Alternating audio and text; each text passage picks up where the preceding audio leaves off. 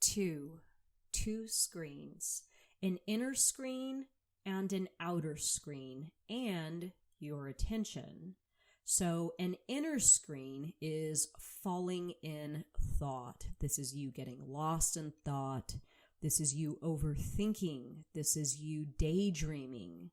This is you losing yourself into your own mind. This is typically what introverts revert to when they lose awareness, when they lose consciousness. Then there is the outer screen. This is falling into external stimuli and your environment. This is you interacting with other people.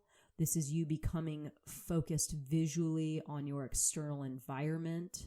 This is you getting sucked into social media or the television or doing something with other people.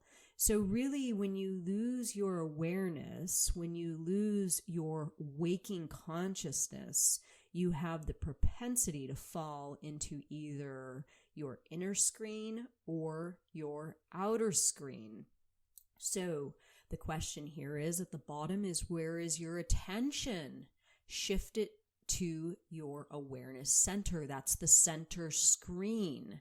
So the center screen is a very, very potent place for achievement. This is where you can accomplish really incredible things in a short amount of time, but you must practice systematically at pulling yourself from your outer screen and pulling yourself away from your inner screen. So how I like to imagine it is that I sort of have a buffer in between my world and myself, and it's in that buffer that I can really create magic and get a lot done in a very short amount of time and be very, very effective in whatever task I am trying to accomplish.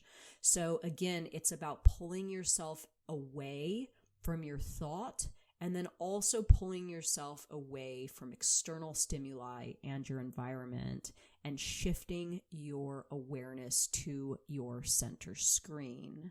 Stay tuned for number 3, a stroll through a dream.